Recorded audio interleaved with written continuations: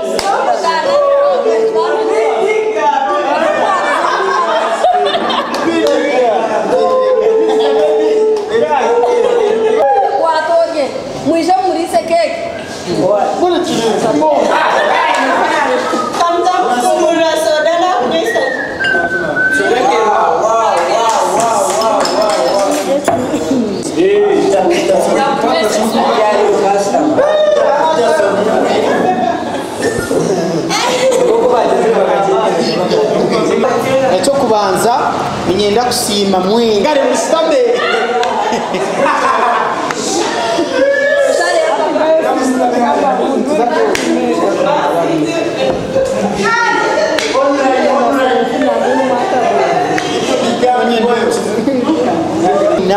all this team eliaha yes ninyenda kusima Salvation Army Music Talents Uganda. Yes. Salvation Army Music Talents Uganda. I'm the CEO of it, of that group. Yes. CEO Mkamawayu. Yes. And another thing, ibasize kunywana, kuleta promoters, kuleta DJ, presenters, dance crews, and the TV presenters.